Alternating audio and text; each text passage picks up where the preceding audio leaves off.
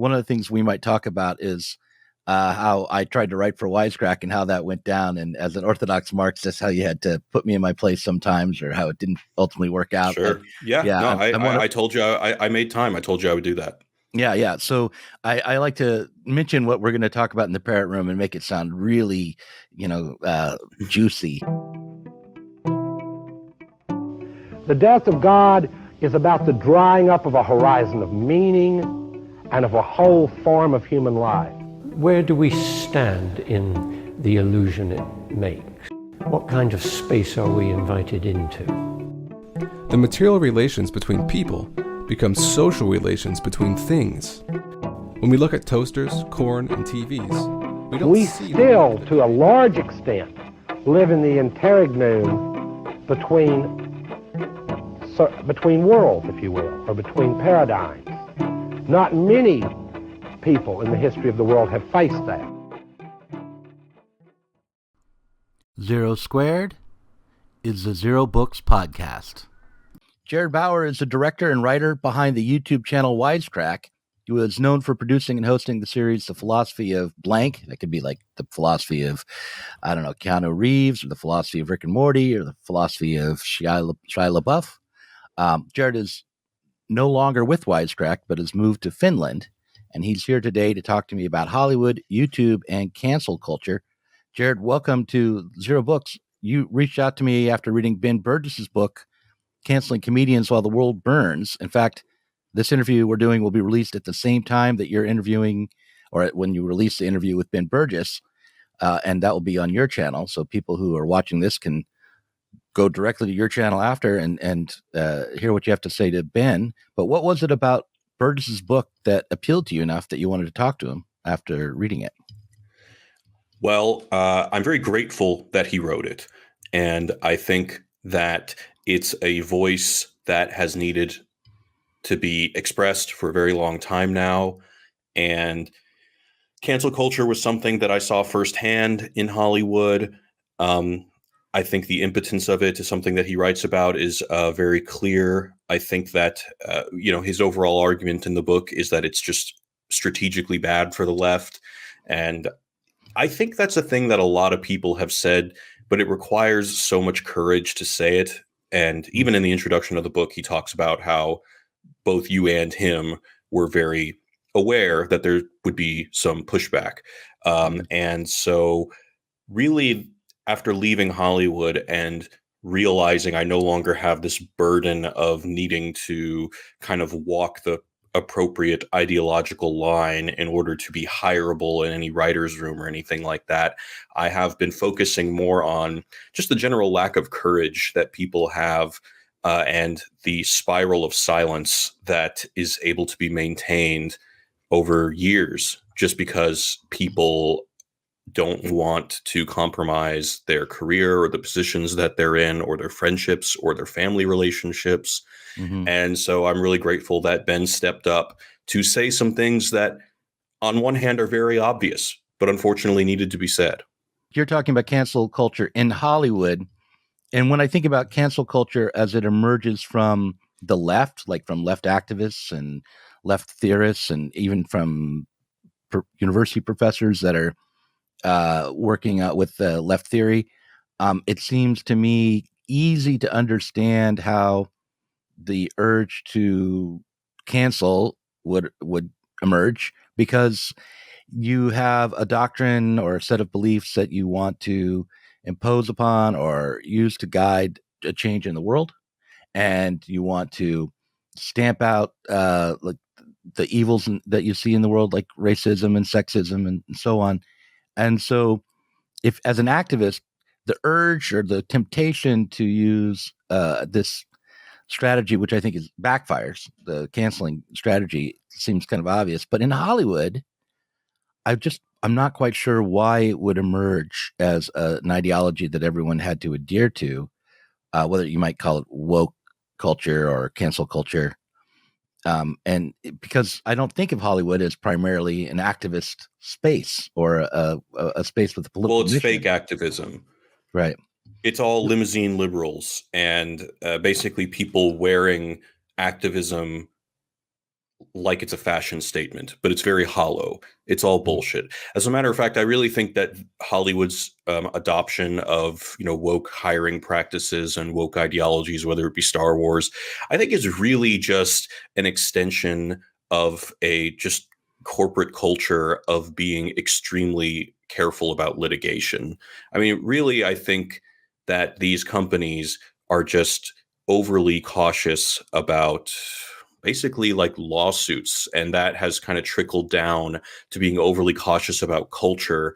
And especially when you're a limousine liberal and you're like a gajillionaire and you run one of these studios or you run one of these talent agencies or you're directing a film, you really don't have much of a leg to stand on. And I find that, or like morally, you don't have much of a leg to stand on.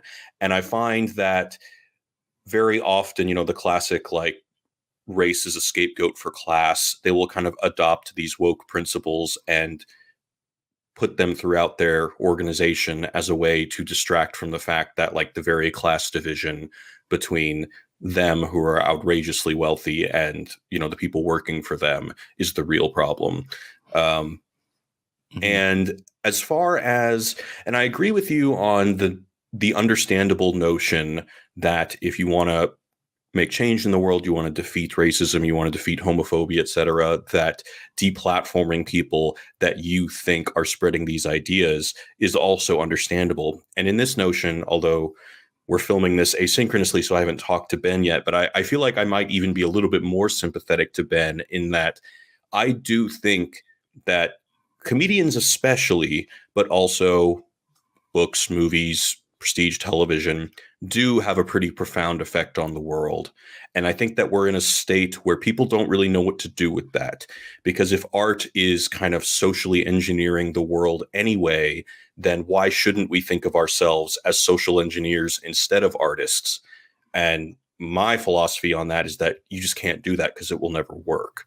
But I see where that impulse comes. So I'm also sympathetic to the effort, and I think there's good intention, but I don't even remember what the saying is exactly, but shitty things happen with good intentions. Well, see, I don't agree that art engineers the world. I don't think that, actually, I don't think that. Not deterministically, but yeah. Sorry, go on. Yeah, I mean, I'm sort of an orthodox Marxist, and actually, if you can stick around for a second half, one of the things we might talk about is how I tried to write for Wisecrack and how that went down. And as an orthodox Marxist, how you had to put me in my place sometimes, or how it didn't ultimately work out. Sure. But, yeah. No, I told you I made time. I told you I would do that. Yeah. So I like to mention what we're going to talk about in the parrot room and make it sound really, juicy so that people will flip over to the parrot room. But I think that the idea that what we express culturally will determine or even have a trackable causal relationship to the way people behave out in the world should be questioned. I think that the best art helps people to break free from ideologies that they're not aware of, and that helps them to think, helps them to re-examine their assumptions, puts them in places, or helps them identify with characters that they wouldn't normally experience, and gives people the ability to be a bit freer because they've had the experience of going beyond their, what they maybe the ideology they were born into, or the ideology of their neighborhood, or what have you. But I think that there are these institutions and structures, economic structures, that really push people around in a much more determined way, and that we have to address those if we really want to see substantial change. And no amount of saying the right thing or telling the right stories is going to help us overcome, like, even the homelessness problem in downtown Portland, or or U.S. foreign policy, or or any of these major issues. But I do think that it's tempting there are lots of reasons why people disagree with me. Some of them are actually based on philosophical disagreements and political disagreements that emerged over the last 50 years. some of them have to do with, if you are in Hollywood, it's, it's flattering to yourself to believe, oh yeah, the stories I tell are going to really change the way people think out there in the world. But do you think, here's a question for you, and rather than just have to respond to all my statements, do you think that some of the people who are adopting this woke culture and maybe even trying to enforce it are thinking themselves as artists revolutionaries or artists activists in a sincere way? Yes, some of them. But I want to go back to what you said about, so there's a bunch of things.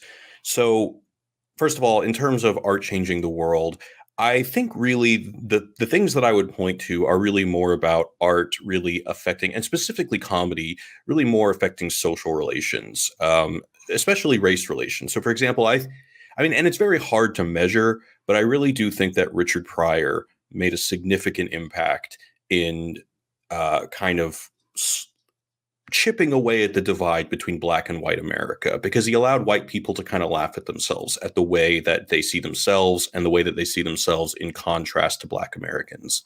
Mm-hmm. In my high school experience, I very much experienced a very similar thing with Dave Chappelle. I went to high school in Houston, Texas, and my high school was like 60% African American, and really and it was very culturally divided, in the sense that most of the African American kids had their own clique, and then most of the non-Black kids had their own clique. And the one thing that we could all celebrate was Chappelle's show. And it had a pretty significant impact in kind of bridging a similar divide. The other thing that I always point to is the show Will and Grace. And again, I can't really back this up with any evidence, but I really do think that Will and Grace did more to expedite the progress that homosexuals have experienced in the last 20 years, more than any politician. Because again, like through comedy has this unique ability to disarm you. It has an ability to see, I maybe I don't consider myself a Marxist, but I do have a materialist perspective of comedy, in that I think that something is not funny because it's true. I think that something is true because it's funny, in that the material conditions of the world, that dictates what is funny. It's not these high ideals that dictate what is funny. So for example, when George Carlin in the 90s would talk, or in like the early 90s, I think it was the early 90s, talked about his rant about atheism and how Joe Pesci has done more with a baseball bat than God has in millions of years. It's hard to remember that back then, this was before Dawkins, this was before Hitchens, this was before the new atheism movement. That was the kind of thing that even people who considered themselves to be devout Christians would laugh at. They couldn't help but laugh at it. And I think that the notion that they laughed at that made them consider something that they would have never considered before. And I think that that is a unique element of comedy that really does have more philosophical weight than even a show like Breaking Bad, which, as great as it is, hasn't really moved the conversation towards single payer universal healthcare at all. Well, okay. I think we should, we'll table this disagreement about the import of culture, because I can't truly disagree with like your story about Dave Chappelle or Will and Grace. I mean, it's clear that culture does. It's all anecdotal. Yeah. No, it's clear that it has an influence, and people have the experience of art opening up their world or changing their perspective. And I don't want to disagree with that. I just would question. I would say that perhaps these moments where someone like Chappelle comes forward and can bridge the gap between black and white, or it may be that if it wasn't him, it would be someone. That these things are happening on a multiple levels, and then they get expressed in the culture. But that would just be, at this point, just like a fundamental. So I remember the other thing. I'm sorry. I remember the other thing I was going to say that goes back to more of your like kind of the economic systems that bring about, or the economic systems being the main motivator of what's going on. And that's actually a point I agree with. But if you wanted to move the direction another, no, go ahead. Go ahead. Yeah, go ahead. Okay, so this is also very much connects with cancel culture. So one of the things that I saw in Hollywood, and the way that I describe my time in Hollywood and the kind of conversations and the kind of people and the overall vibe, is that it's a place of desperation and narcissism.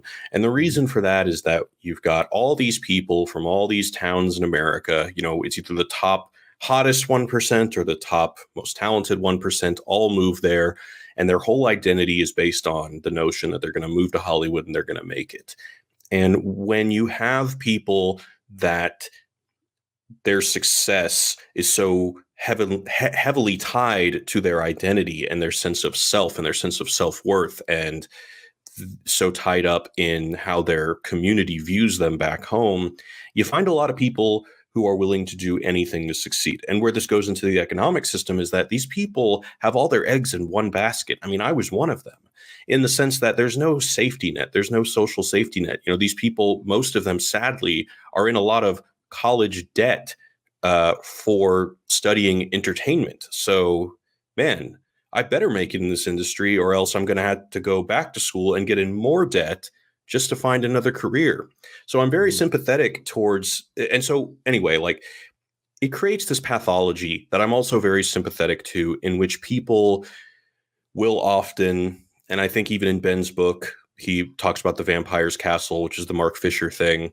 Mm-hmm. And part of that castle, as it manifests in Hollywood, is the sense that there's kind of a race to perform a certain moral stance by essentializing the enemy, and because it can get you more Twitter followers and it can get you more success in the industry. There's a woman, and I'm not going to say her name, maybe I'll say it for the after Patreon thing, but there's a female comedian who got fame, who is a famous victim, and that victimhood got her an HBO special. And no one, and I'm not saying she's not funny. I mean, she's not funny to me, but I mean, I'm sure people have their own taste, and I'm not here to say that. But the point is nobody knew who she was until she canceled an ex-boyfriend. And I'm not saying that she did that intentionally, because I don't know this person. There are other people that I know that I would feel comfortable making that accusation towards. And again, I don't know if they're doing it consciously, because I think, once again, the economic pressure is so severe and these people are in such compromised positions economically that I don't even blame them for doing these horrible things subconsciously, because what else are they going to do? They're in debt. They have all their eggs in one basket. They're aging. And in Hollywood, age is bad. Like, especially if you're there to be an actor and actress, your marketability goes down and down with every year. These people not are just desperate. For actresses, right? Writers too. I mean, pretty much on every level, young is good and old is bad in Hollywood. Right. So these people are desperate. And so, I do have some sympathy. And I think, even just living here in Finland for 3 weeks, seeing, it hasn't been very long, so it's hard for me to really say that the social safety nets here make a big difference, but things are definitely not as divisive, and you really don't see people who are as just dogmatically inquisitive about your moral stances that you do in, well, I can really only speak for Hollywood because it's the only town I've lived in as an adult. So when you went to Hollywood, was this, woke culture or this moral posturing as prevalent? Did you see it develop? No, I don't think it really existed. I got there in 2010. I lived there from 2010 to mid 2021. And I usually tell people, like, 2015 is when it all started. I think that really once Trump started to get, and this might be a correlation more than a causation thing, but I think once Trump really started to become apparently a very viable candidate, things started to get kind of bad. Man, I remember, and maybe it was the same way in Portland, but the day after he won, the tension in the air was so thick you could cut it with a knife. I went into work and, like, everyone was just despondent. But anyway, no, at the time, my ex-wife was in nursing school, and an email went out to all the nursing students that if they needed counseling due to the results of the election, that it was available to them. I was just going to share a similar anecdote. I had a very close friend who was doing her dissertation at Penn, and the night of the election, they sent out an email that said there was going to be a safe space in the auditorium with a puppy that people can play with if they're upset. So I love that they had a safe space puppy for the election. There's two things that kind of mark the big cultural change for me. Is that, first of all, I had two girlfriends before 2015 that were much more into critical social justice than I was, but it didn't matter. Like, we just didn't talk about it. It wasn't something that was brought up on a daily basis. Maybe it came up once a month. Mm-hmm. I don't think that those relationships exist anymore. You know what I'm saying? Like, if people are in relationships, it's either coming up these disagreements are either coming up all the time, or they're just necessarily on the same page. Right. But the other thing is my show Thug Notes, which in 2013, when it came out, was very well received by maybe like liberal media, not left-wing media, but like the New York Times wrote about it. And Greg and I Greg, who plays Sparky Sweets, the main character, were interviewed on NPR, and everybody was very celebratory of the idea. Now, why don't you tell everyone, in case people don't know about Thug Notes, just what the idea of Thug Notes was? Sure. So Thug Notes was the first show on Wisecrack. That was kind of the show that started the business. And the idea was basically, maybe for people who are listeners outside of America, they don't know what Cliff Notes are. So Cliff Notes is like, if you have to read War and Peace for school, well, that's a very hard book to get through, and who's got the time? So you just read the Cliff Notes, which is a very small book that basically just summarizes it for you so you can essentially cheat on the test or whatever. So I made a parody of that with a partnership between an old friend I went to school with, plus my business partner, Jacob, plus this comedian named Greg Edwards that I was introduced to in LA, and it was called Thug Notes. And the idea was to take classic literature, and not only the literature itself in terms of the narratives, but also the kind of ivory tower analysis that people will often have to use for either collegiate or high school level English classes, and bring that down to basically like street language, to the most like basic language that everybody can understand. And also, Greg's a stand-up comedian. The idea was to make it funny and to make people passionate about reading again. And the thing about the project is that we were extremely precise about getting the texts right. And it was extremely important that we were always reverent to the texts. And I think that all of those liberal media outlets that I mentioned they knew that. And, they understood the unfortunately lost distinction now that there is a joke that can be about race without being racist. Mm-hmm. Now, I was very careful. I was a choir boy about this, in that I never credited myself as a director or co-writer on any of the episodes, even though I co-wrote and directed all 110 episodes. I just didn't really, and I never had a Twitter account. And so I was always careful. But actually at the beginning, it wasn't even that I was afraid of wokeness, because that didn't exist yet. It was really more that I was really inspired by the South African rap group D'Antwoord, and I really liked their whole like performance art thing. And I kind of wanted to maintain the myth of the real character for as long as I could. But we stopped the show in 2017 for a number of reasons, not all of them about fear of cancellation, but that was a significant one. And I got to tell you, my conversation with Greg about that was very interesting. And it wasn't because he wanted the show to keep going, and I wanted the show to keep going. But I told him, like, look, like, and there were like a handful of articles that came out, but not a lot of them got articles that came out condemning, my identity and like, what right do I have to write in Ebonics, et cetera, et cetera. But none of them really got any traction. And I think that's largely just because the show was like 4 or 5 years old and just kind of old news by then. Yeah, it was, and the conversation between Greg and I wasn't contentious at all, but it was just interesting because I think that there were kind of racialized elements of the working relationship that both of us were kind of learning from each other. Even though we had been doing the project for 5 years, there were things that both of us hadn't considered. And so it was a very interesting conversation. Can you give me an example of one of the elements of the racialized dynamic that you hadn't realized until that moment? Yeah. So, for example, well, Greg, I kind of made the case to Greg that looked like, can you, well, so first of all, one of the things that we were considering doing, because at the time I was just too busy to keep writing the episodes, because, you know, the main moneymaker was the Wisecrack edition, and we just had to keep pumping those out. And those also were a lot of work, as you well know. And so I told him, like, all right, well, you know, we're thinking about hiring someone else to run the show, and it would necessarily have to be maybe someone of color. And he didn't, and he was like, oh, but, you know, it's been going so well for so long. Like, I would want you to, you know, at least have review of whatever this person that we hire does.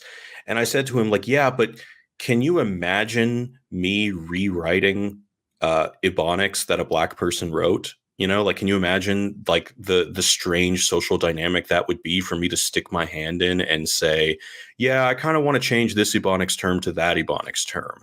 And like, that was one thing that like just made him laugh, because he was like, yeah, I guess that would be kind of a strange dynamic. I'd never thought of that. And, you know, like, and then Greg had told me that like there had been a handful of people that had, you know, told him that they didn't think that the show was like a positive image for Black people. And of course I anticipated that kind of thing. But, you know, Greg's answer to that, and, you know, I have plenty of my own kind of quote unquote defenses for the premise of the show. But, his thing was that, like, look, like, I've been a Black actor for a long time, and, well, you know, for as long as he's been an actor, he's been a Black actor. But he said, but, you know, he said like, there have been, Black actors are just grateful to get work. And when it comes to negative portrayals of African Americans in media, at least this character that we created is intelligent, thoughtful, and so interested in great books. Right. So the idea, like, I think what he was trying to communicating to me is like, hey, you know, if you watch a show that has like Black gangster characters who are violent, it's understandable that someone walking down the street might get scared if they see a Black person wearing, you know, that kind of clothes. But if somebody grew up watching Sparky Sweet's PhD on Thug Notes, who also wears similar like urban street clothes, they might be less afraid. And that was something that really resonated with me and made me kind of have a greater understanding of perhaps why he wanted to continue the show. And I was very sympathetic to that. But, you know, there was also financial reasons. The show was the most expensive show to make because there was animation. At a certain point, we had to like hire outside people to read the books and stuff like that. So, yeah. But you also canceled that show because of the changing political climate. Yes. And yes, I was afraid because another thing was that I was now becoming more of a public face of the brand. And therefore, like, the brand's whole, you know, marketability was bound up in my face. And, you know, all it takes is one article by, you know, the articles that I mentioned that never got a lot of traction weren't by big publications. There were more just independent blogs. But all it takes is like one, what's that?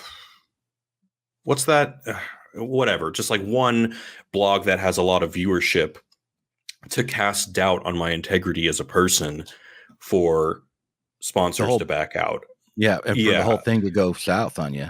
Exactly. Do you think that, well, I want to talk to you about this parasocial part of YouTube and how we end up turning ourselves into commodities when we try to make a YouTube channel. But before I do that, do you think that, I mean, you gave one example here with Thug Notes, where the fear of being canceled and the general climate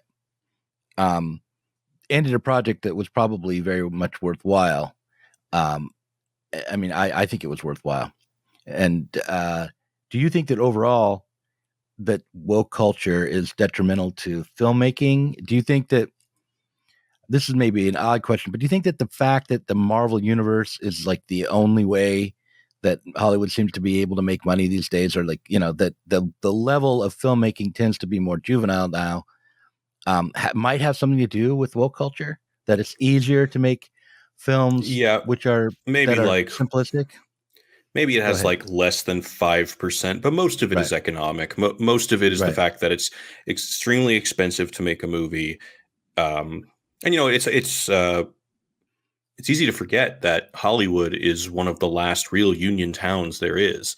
And, Right. that's something that I support. But at the same time, when you have TikTokers and YouTubers and video games and stuff like that to compete with in this new landscape, that all do not have those kind of unionized features, and so are much less expensive to make and have much higher profit margins. That's why there's kind of only one business model left, which is the giant Marvel movie that costs $500 million to make and makes $2 billion. Right. So, I mean, that's really more significant than the woke thing. I think woke Yeah. really is more of an effect on comedy and just like the kind of things that people can and can't comment on. But in terms of the amount of movies made and the overall decline of cinema, I don't think it's as relevant as the economic factors. Yeah. Just as a side note on the economic factors, as I've tried to make YouTube videos, and I've done a lot of found footage, little mini docs and things. One of the things I've realized is that just having a camera and even a good editing suite and even After Effects isn't good enough. Like, you have to have someone behind the camera who knows what they're doing. You have to have performers that are pretty good, but that's not the most important thing. But even like just to get a shot, like to film a scene in a diner, say, you have to do that is expensive. You have to have lighting. Oh, yeah. You have to have set design. You have to have, you might have to rent the diner or build a diner. Yeah. I mean, it's just you have to make it financially palatable for someone to close a business for the whole day, which means you basically have to give them their revenue for the day at least. Right. Or if you're like a guerrilla filmmaker, you have to like sneak in and have shitty sound and terrible lighting and a look that no one will want to watch. I mean, it's not easy, even though the equipment, is accessible now, I think, to most people. It's the video equipment. It's not that hard to get, but actually filming is still expensive. You want to talk about that? Like, one of the things that you've run up Well, against? yeah. Well, the one thing I disagree with there is that like this phone right here, which is an iPhone 12, has a better camera on it than cameras that cost $500 a day to rent when I was in film school. Right. Like there's that filmmaker that made the movie Tangerine. Did you see that? I've heard of that. Was filmed entirely on an iPhone. But I agree. I have that too. Like, I have a camera that does just a Pixel, and it's got a great camera on it, and I can shoot. But the camera's not everything, right? I think the bigger detriment is the market, in the sense that, so are you familiar with the director Uwe Boll? He's like considered the worst director ever. No, but so he makes a lot of video game. He's this German guy who makes a lot of video game movies. And so like, if you're a gamer, you kind of hate him because he was very famous for buying up this video game IP and then just making the laziest, crappiest movie version of the video game. Now, the reason I bring him up is because although he's a bad filmmaker, he's a very interesting businessman because he raised his own money.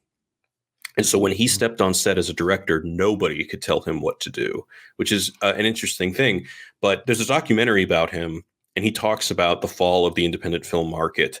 And he said that in 2005, the amount of money that he could make for selling the home video rights to, I think it was either just Japan or maybe Japan and some surrounding Asian countries, was $1 million. Which, if you have a successful independent film and you spend, independent films back then, micro budget was still considered like $5 million. then that's a big success, and then you can continue to sell to other areas as well. He says now, between 2005 and 2012, that $1 million is now $10,000 because there's no home video market anymore because of streaming. And there's just no real distribution model for independent cinema anymore, unless you're just getting hired by Netflix to make something. But even that, I don't even really think you can consider independent. I mean, it's not. It's Netflix is just another studio, except it's more Silicon Valley than it is Hollywood. So I think that, yes, it's expensive to make films. It always will be. I think maybe it's a little bit cheaper now to make something that looks good. I think you're totally right about sound, though. And I think sound ultimately is more of a sign of quality than visuals. But there's just nowhere to put this stuff. There's no market for it. Yeah. That's interesting. I guess you would think that this leads me to my next question, and maybe something we'll talk about more in length in the Parrot Room or for patrons. But what do you think about independent filmmakers migrating to platforms like Vimeo or YouTube or other kinds of no barrier to entry platforms that do streaming? And why Are there any you have in mind? No, I don't know. Like, I just, you ever heard of Stan Brakhage? Do you know Stan Brakhage? He's very avant-garde, right? Right. Very avant-garde, dead, 60s, 70s, 80s filmmaker, non-narrative, meditative films on images. And I just think if he was alive today, he'd be making YouTube videos like crazy, but they're not really there. You don't see like avant-garde YouTube channels, really. You don't see independent movies being put up on YouTube, or you might see them on Vimeo, but I'm not sure what the model is or how people make money off Vimeo, if they do. But what do you think? I don't, not that I know of. I've never heard of anyone making money off of Vimeo.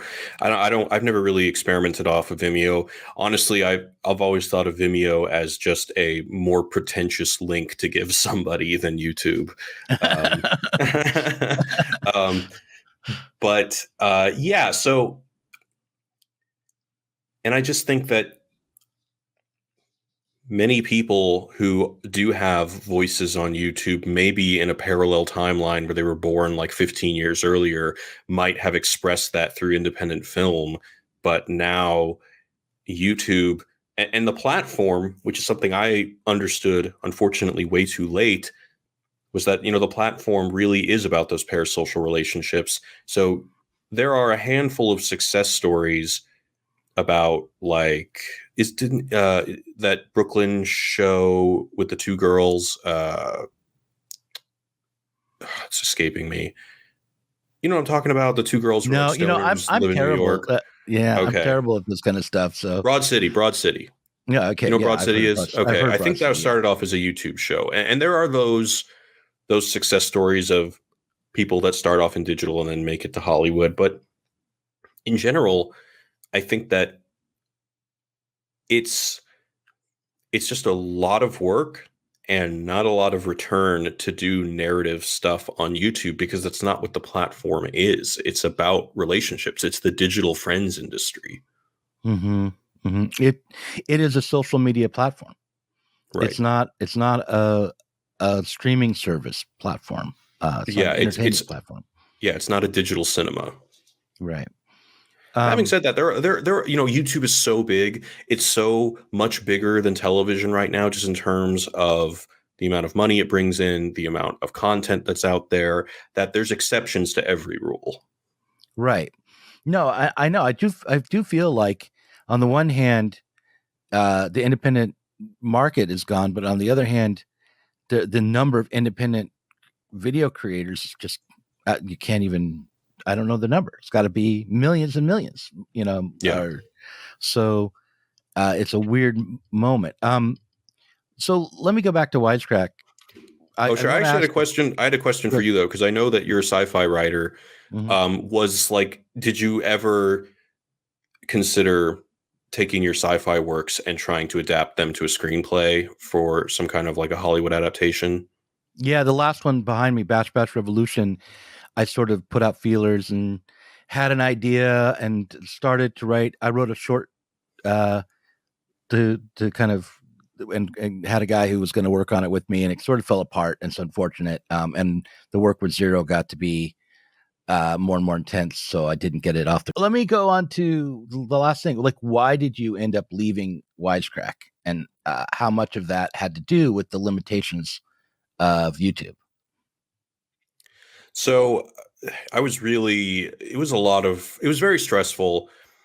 I started the company with my best friend who his previous job was very much in the tech world, and he very much wanted to create a business. He wanted to create a company. He had people that were interested in investing in a project of his, and he wanted to take advantage of that. And during 2013, it was a very different time. There was much more optimism about digital media eventually being able to command similar ad revenue to television. Mm-hmm. That never happened, obviously. And so it was very stressful, and I was under a lot of pressure, not only because we had investors, but also because it was my best friend. His business reputation was on the line. And as soon as I started introducing myself to the channel, which in terms of numbers and revenue was the best that the company ever did and ultimately allowed us to sell the company. Mm-hmm. And, we did like exit successfully, thank God. But I got burned out really, really bad because once I introduced myself to it, like that pressure is now just kind of turns into self-hatred, because now it's not only that like my project is disappointing my best friend or my project is, underperforming, but it's like I am elementally not likable enough, or my vision or my, what I think is interesting is not marketable enough. And it just created, and all of that just snowballs in a place like Hollywood with such extreme wealth division, with, the saying that you don't have friends in Hollywood, you only have allies. Really, it's very easy, even though you may be surrounded by people who claim to like you, it's actually quite easy to feel very isolated and very alone. And I mean, long story short, like my mental health just couldn't take it anymore. I grew to dread waking up in the morning to work. Another thing was I was just very out of ideas. Like I really had basically made a video about everything that I knew about and loved. And also, when you're trying to make a YouTube channel that's profitable, and you're trying to make a compelling, value proposition to advertisers, you have to promise a certain amount of viewership. And that also just makes the amount of things that you can talk about extremely narrow, because obviously things like Marvel tend to perform well than, if I did a video on last year at Marion Bad or something like that. So it just became a real creative rut that I was just in for years, and just trying to, and it's also just a strange place to be in when you're like, okay, we can hit our goal this week if this week's episode of Rick and Morty has a smart angle to it. Like it's just a weird place to be in. Like, and you also just, film and cinema was my religion. It was like really my first love in life. And it was very much a crutch for me all throughout life. And turning that love into the thing that allowed me to make payroll and pay our small amount of employees really took the love away and kind of left me without any kind of crutch. And it just kind of expedited my, just falling apart. And in your case, it wasn't some, like if you had been making your own films, that would have been different, but you were turning on the things that you loved and taking that and your feelings about the films or the properties and turning that into a product in itself. And whether or not what your take on a particular film would matter whether it was marketable. And if it wasn't, then you would crash. I mean, that sounds terrible. It does sound like it would be a way to kill a love for something, for sure, to become a professional at that. Yeah, it was a nightmare. Plus, like all of these partners that we had, like, for example, we had a short-lived partnership with medium.com, which is a company that I'm convinced still doesn't make money, although I appreciate the effort to try to make long-form reading a profitable business. But, you know, all of the potential partners that we met that would normally make a company like ours succeed, all of them struggled to make money, to the point where the partnership just became no longer profitable, because really the only thing that has continued to be profitable from a business perspective, you know, BuzzFeed still makes all their money from garbage. Vice is still laying off people. It's if you're trying to do something that appeals to perhaps humanity's more noble nature, you're just facing a really uphill battle in the way that these algorithms work. Okay, Zero Books readers and viewers, you've reached the end of this interview. But if you want to see more of Jared, you can go over to his YouTube channel. It's Jared Bauer. That's Bauer. Right now, he's got an interview with Ben Burgis on his channel. They're talking about canceling comedians while the world burns and the whole problem of cancel culture from a left perspective. And I think that if you like this interview, you will like that one. So you should go and check out Jared Bauer on YouTube. Check out his channel. Subscribe to this channel if you haven't already. Click on the bell. Think good thoughts. Tweet nice things at me. Whatever you want to do. And the same for Jared.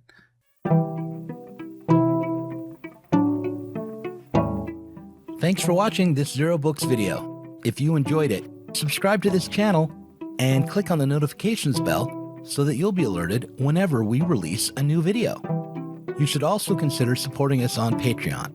Our patrons get access to our Inside Zero Books podcast every week and can get access to the Zero Books Book Club and help us to continue making online content from the left.